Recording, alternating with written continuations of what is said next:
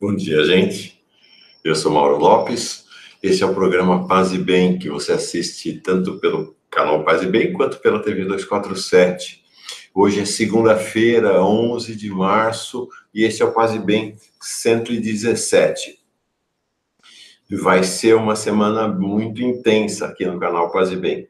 Além desse nosso encontro de todos os dias, terça e quinta-feira temos nossa jornada com o Caminhos do Espiritismo, animado pelos irmãos, irmãs, amigos e amigas do coletivo de estudos Espiritismo e Justiça Social, toda terça e quinta, e teremos ainda hoje, às 5 horas da tarde, ao vivo, hoje, segunda-feira, 5 horas da tarde, ao vivo, o início do curso Retalhos da Nossa História, com o professor Pedro Lima Vasconcelos, ele mesmo, quem deu para nós o curso de Belo Monte, Canudos, curso que fez história, não é? Aqui no canal Paz e Bem e na TV 247 também.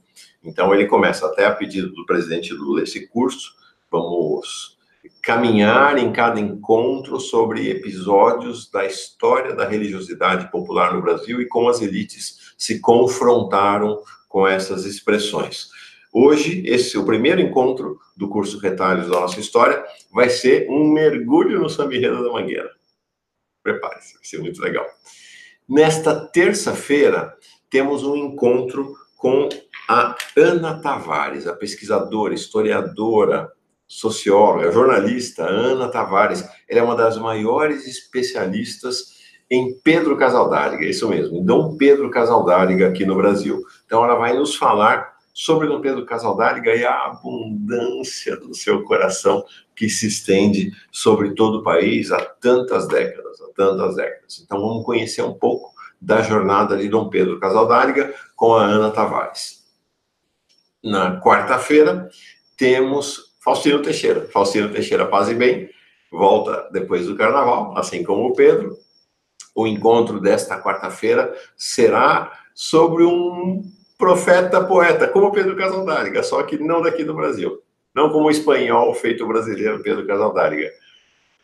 Vamos até a Nicarágua com Faustino Teixeira para mergulhar na profecia do profeta-poeta, ele mesmo, Ernesto Cardenal, o monge trapista que se fez integrante da Revolução Nicaragüense, do governo sandinista, e foi punido de maneira severa, arbitrária, brutal, pelo Papa João Paulo II. Ele foi reabilitado há apenas algumas semanas pelo Papa Francisco, aos 94 anos de idade.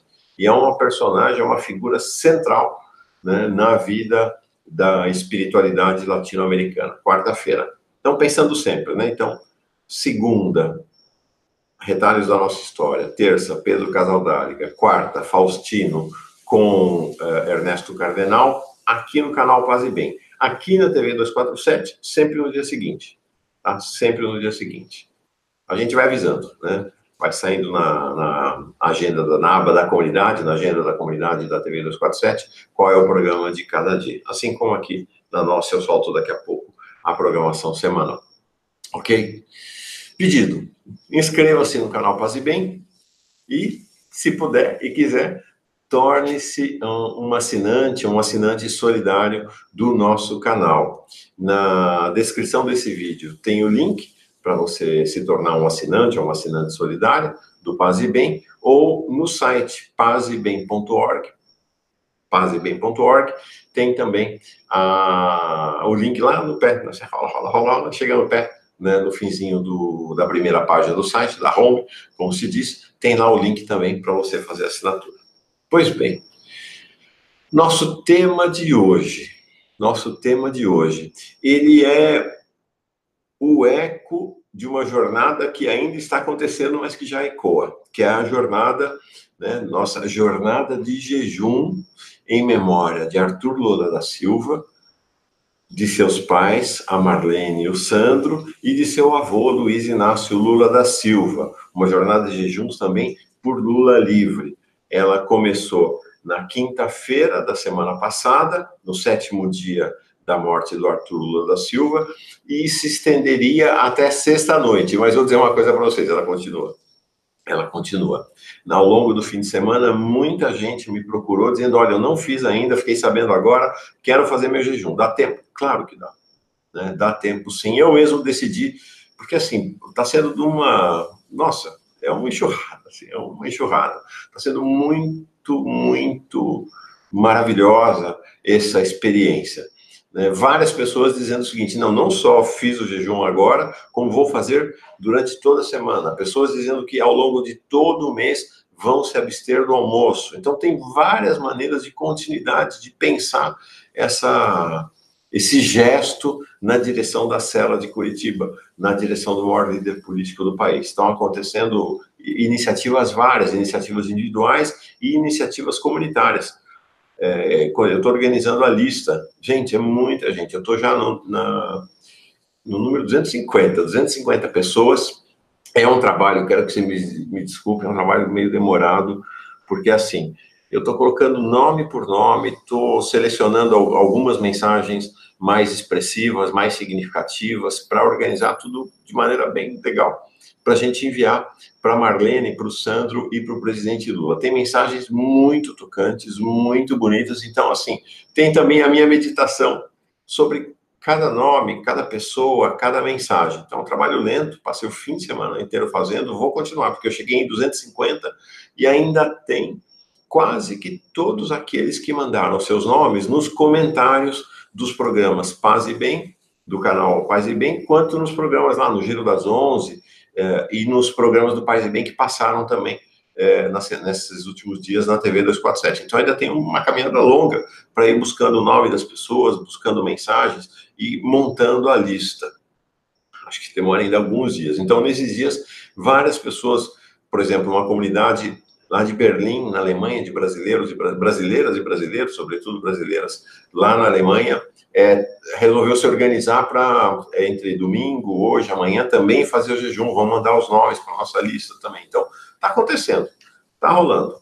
Tá? Então, mas essa primeira jornada, né, vamos ter em mente, né, que ela está acabando no começo dessa semana, eu espero, vamos ver se até quarta ou quinta eu termino a lista para entregar para o presidente Lula, mas não precisa ser a jornada, né, pode ser a primeira jornada de várias que a gente venha fazer. Acho que tem um movimento, né, cada vez mais as pessoas querem fazer algo, né, querem fazer um gesto na direção do presidente Lula. Então, realmente, está sendo uma experiência, nossa, indescritível, né, eu achei que nós íamos ser umas dezenas, né? Que ia ser um grupinho de pessoas mais vinculadas à comunidade Paz e Bem, pessoas mais, né? Sei lá, mas o Lula movimenta a profundidade do país, né? O Lula mexe com milhões e milhões de pessoas, né? Eu contei em outro Paz e Bem, conto novamente na entrevista que nós fizemos com o Celso Crisóstomo, né? Vinculado, é um irmão franciscano leigo, vinculado, então, à formação das comunidades eclesiais, formado pelas comunidades eclesiais de base, por todo o movimento da igreja dos anos 80, que foi fundador do PT na sociedade de Canindé, onde chegou a ser prefeito do PT, permanece hoje petista, fiel, né, fiel ao seu partido, fiel à sua caminhada.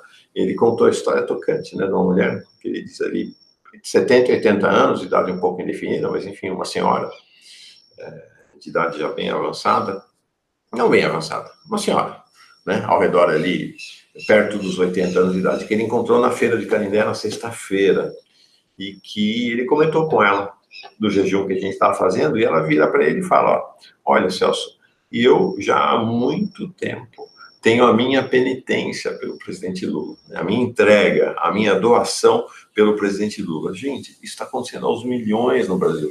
Entregas e doações anônimas, doações que as pessoas fazem anonimamente, né, na direção da mandar o melhor da sua energia, o melhor de si para o presidente Lula em Curitiba. O que faz essa senhora, relatou o Celso? Ela não dorme às sextas-feiras na cama dela. Toda sexta-feira ela dorme no chão, ao lado da cama. É a doação dela, é o jejum dela. O jejum dela é esta doação para o presidente Lula. Nós fazemos no silêncio da nossa casa, no ordinário da nossa vida cotidiana. Mas isto ressoa, isto reverbera. chega até Curitiba. Vai além de Curitiba, chega a todo o Brasil, chega a todo o universo, né? A temática da ressonância, que a gente já tratou aqui com Faustino Teixeira. O que tem chegado também nesses dias, né? Nas mensagens que as pessoas trazem, nas questões que elas estão colocando? Muito sofrimento também, muito sofrimento. Então, que sofrimento? Muito sofrimento com os limites impostos a elas pelas religiões institucionais. Eu já vim um pouco mexido com essa questão por conta de uma pergunta, de uma indagação que deixa eu achar aqui, que a Sandra Albernaz Meneiros tinha me mandado. Legal, Sandra, me mobilizou. Né? Ela dizendo que acompanha a TV 247 ou Paz e Bem, diz assim: sou professora universitária aposentada, mas continuo estudos com colegas. Atualmente estamos discutindo o que é espiritualidade. Estou lendo um livro bem interessante de um autor catalão que se chama Marià Corbi, no qual ele discute a espiritualidade para além das religiões. É um pouco o tema aqui do Paz e Bem, né? A gente se reúne muito em torno disso, né, no Paz e Bem. Meu colega e eu estamos discutindo várias leituras para tentar construir uma definição do que é espiritualidade. Gostaria, então, que você me dissesse como você entende exatamente tal qualidade. Eu tenho muitas dúvidas, pois vejo a espiritualidade sempre ligada a uma religião. Agradeço desde já a sua atenção e receba meu abraço carinhoso. Meu abraço para você também, Sandra Albernaz de Medeiros. Não vou tratar especificamente desse tema hoje, Sandra. Ele vai tangenciar nossa conversa. Vamos fazer depois um programa só sobre a questão que vocês trouxeram. Mas essa questão dela já começou, né, ao longo do fim de semana, a me despertar para esse assunto. Aí eu recebi uma pessoa, um homem, de Vitória, no Espírito Santo, que aderiu à jornada de jejum e que, ao mandar sua mensagem, disse que é mórmon e mandou uma mensagem bonita para o presidente Lula. Eu fiquei, nossa, um mórmon, que coisa interessante, né? A gente nunca tocou nos mórmons aqui, né? São pessoas da Igreja de Jesus Cristo dos Santos dos Últimos Dias. Igreja de Jesus Cristo dos Santos dos Últimos Dias. Mais conhecidos na sociedade como mórmons, né? Eu falei, que estranho, né? Sempre tive uma ideia de que os mórmons seriam muito conservadores. Escrevi para ele, nossa, que legal, tem um agrupamento, tem um ramo, tem uma fatia dos mórmons que são progressistas, e ele me escreveu um e-mail, eu não vou revelar o nome dele aqui, eu quero preservar a intimidade dele, que me tocou demais, muito. Vou ler para vocês. Dentro dessa associação religiosa, os mórmons, conheço poucos, entre os quais me incluo, que são progressistas. Não sei se você vai conseguir compreender, mas é uma igreja de muita força na fé. Fui católico até conhecer esta igreja há 28 anos atrás. Ali, entre os mórmons, conheci de verdade Jesus Cristo. Porém, me surpreendi com a igualdade no tratamento político-eleitoral nessas últimas eleições. Me decepcionei muito. A igualdade em relação às demais religiões. Se igualaram às outras religiões fundamentalistas. Espalharam fake news da pior forma possível. Estou até afastado desde algumas semanas antes do primeiro turno. Não sei se voltarei.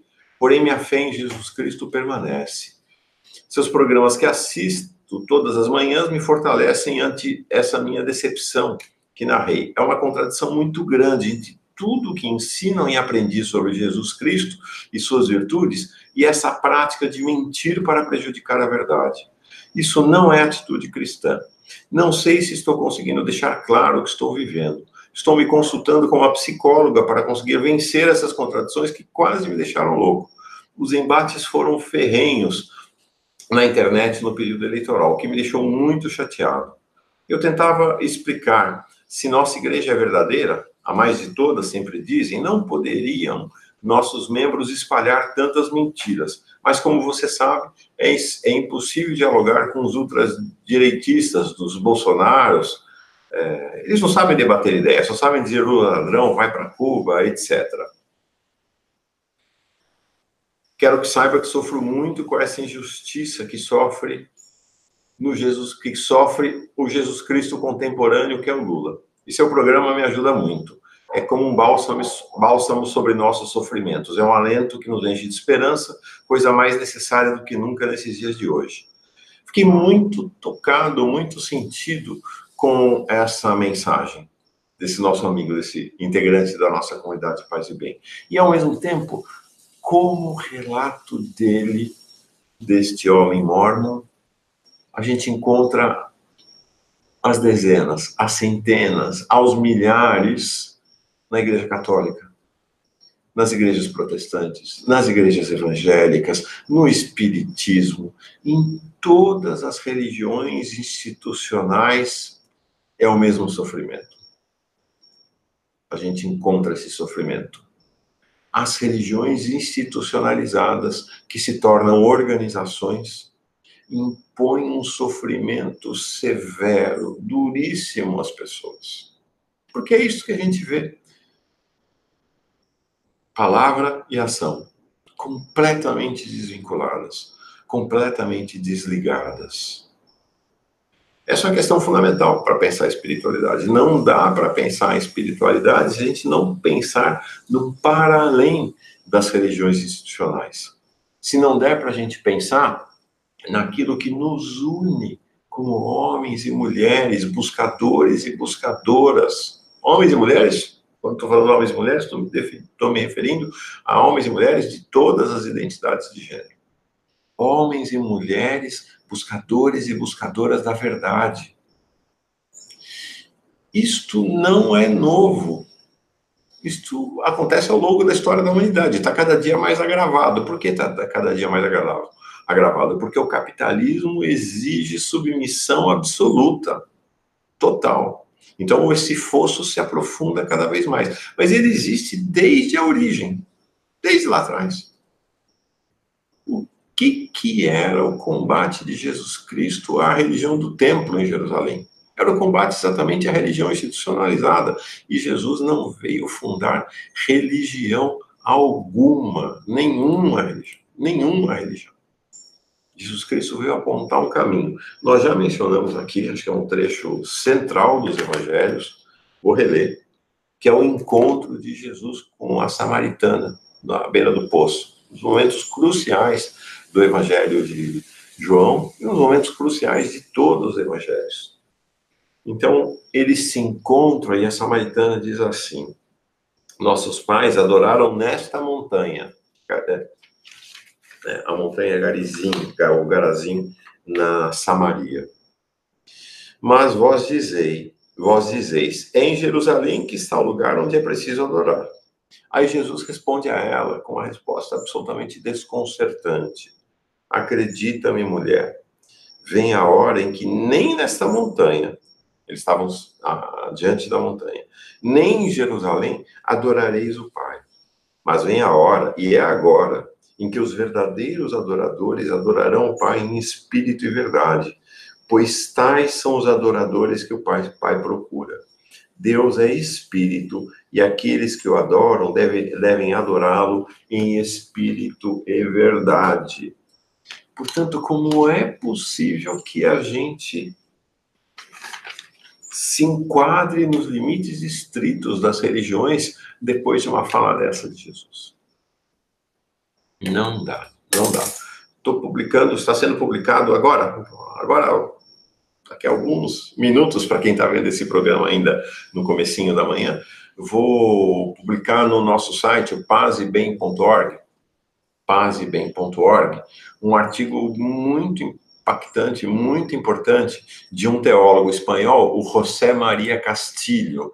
José María Castillo é um teólogo realmente muito relevante, foi perseguido por décadas pela hierarquia católica, foi durante o papado de Carol Wojtyla, João Paulo II, foi proibido de ensinar nas universidades católicas. Isso foi em 1980, só agora, em abril de 2018, essa proibição foi suspensa, e ele, assim como Ernesto Cardenal, que foi reabilitado pelo Papa, ele também foi reabilitado pelo Papa Francisco. Eles tiveram um encontro tocante em abril, O Papa, para vocês terem uma ideia, né, esse homem que era condenado, que era visto como um herege, o Papa diz assim para ele, disse assim no encontro: leio com muito prazer seus livros, que fazem muito bem às pessoas. Loucura, né? Então, ele escreveu um artigo que eu estou publicando com o título José Maria Castilho, A Religião dos Dogmas e Hierarquias Não Serve Mais. Esse artigo foi publicado em espanhol, originariamente, a tradução, eu mesmo fiz a tradução para o português, então se tiver alguma falha, me desculpem. Ele discute exatamente esta questão. Vou ler aqui poucos parágrafos, 3 parágrafos.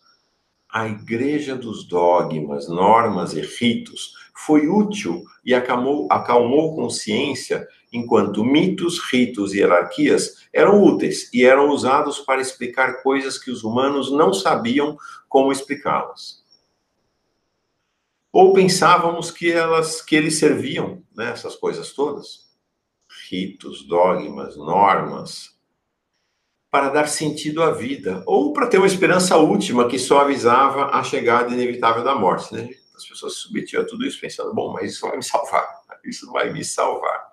Hoje, tudo isso perdeu, especialmente para as gerações mais jovens, sua utilidade e razão de ser. Até o ponto em que os adolescentes, já com idade de 12 ou 13 anos, cortam com todo o jargão de tópicos, teorias e crenças ensinadas pelo clero e pelas religiões. Para eles, tudo isso simplesmente acabou e não há mais interesse em religiões.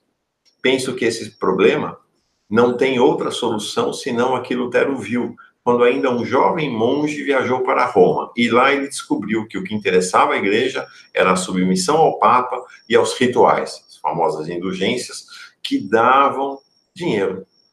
Money, grana, é um tema ao longo dos séculos, né? Estou convencido que 20 séculos antes do que as últimas gerações sentem hoje em dia, foi Jesus de Nazaré o personagem central do Evangelho que percebeu que religião do templo e dos sacerdotes, dos dogmas e das regras, rituais e observâncias, poder e dinheiro, tudo o que era útil para as culturas da antiguidade, não responde ao que o ser humano precisa. Não respondia lá, não responde cá. O que Jesus vem dizer? Não vem fazer uma religião. É para adorar em espírito e verdade, a busca da verdade. E aí termina aqui o José Maria Castilho, ou a leitura que eu estou fazendo. O artigo dele tem bem mais do que isso, claro. O determinante para o ser humano, aquilo que nos humaniza, não é suprir a necessidade das nossas próprias carências, que é o que a religião faz, mas promover a generosidade para resolver as carências, as necessidades dos demais. É isto que o Evangelho nos dá. Então, cada qual tem seu caminho.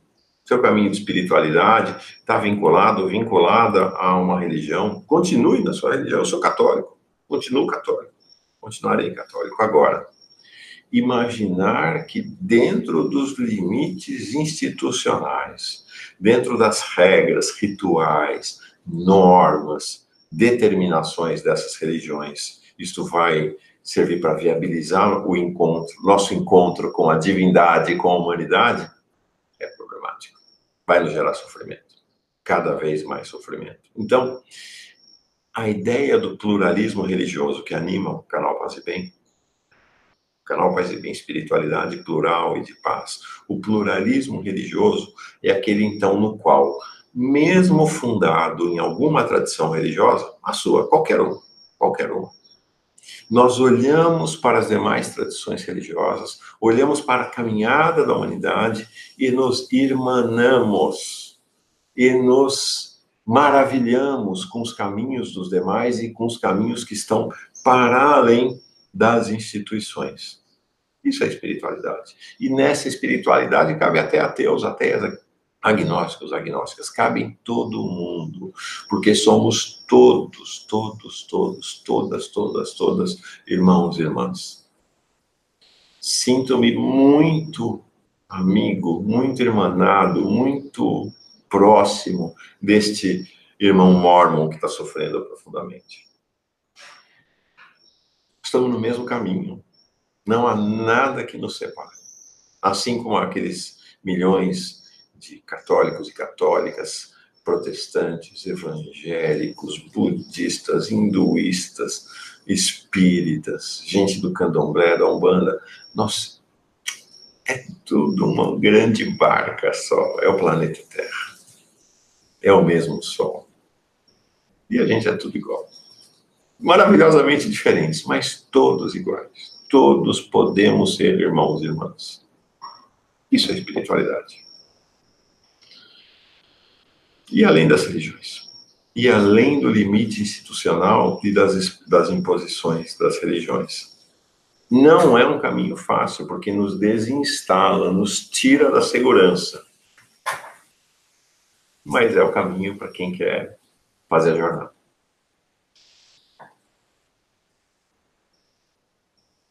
Essa jornada, falar em jornada, essa jornada do jejum do presidente Lula realmente está sendo muito impactante, está trazendo muita coisa, está revelando muita coisa e está nos lançando, né? Nos lançando aí para Curitiba, presidente, para estar coração a coração. Quem quiser ainda fazer o jejum do jeito que cada qual puder, uma refeição, 2 refeições, 18 horas, 24 horas, como quiser. Eu decidi agora retomar o jejum. Eu tinha parado, decidi retomar o jejum para estar, né, também me sentindo muito unido a quem está fazendo o jejum esses dias agora. Então, quem quiser mandar seu nome para que integrar a lista que vai ser enviada ao presidente Lula, escreva então para Mauro Paz e Bem, @gmail.com. Então, Mauro Paz e Bem, uma palavra só, Mauro Paz e Bem, @gmail.com. Tá legal? Ok. Então, vamos meditar agora essa possibilidade, esta realidade, esta urgência de que somos todos, todas irmãs e irmãos, independentemente dos limites institucionais a que a nossa tradição, a nossa formação cultural, familiar nos colocou. Somos mais do que pessoas dentro da caixinha de cada religião. Somos todos irmãos e irmãs, todos, todas. Vamos então silenciar o coração um pouco nesse espírito na manhã dessa segunda-feira. Espinha reta, coração tranquilo. Tranquilo, coração tranquilo. Respiração profunda, mantra do corpo, respiração tranquila. Respiração profunda. Mente esvaziada, mantra. Mente esvaziada, para quem quiser utilizar esse recurso, um mantra. Há muitas traduções que falam o nome. Que nome? O nome. A palavra. Como eu já falei diversas vezes, na meditação cristã a gente usa muito, é muito comum usar a palavra Maranata, vem Senhor, que é uma palavra que é o nome, mas que ajuda a esvaziar, porque é despida de significado em português. Escolha o seu. Vamos lá? Olhos fechados, ó, maravilha de azul, muito nublado aqui, mas tem um azul chegando. Olhos fechados, vamos.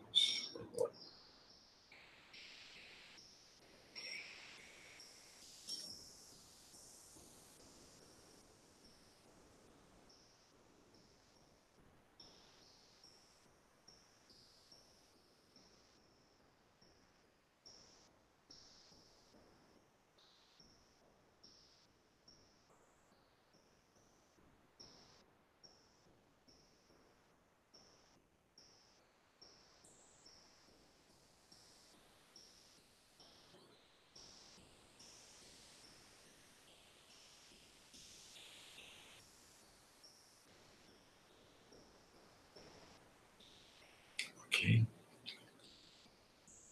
Tem uma passarada cantando aí. Para dizer para nós que a semana começou. Paz e bem, gente. Boa semana para todos nós. Paz e bem.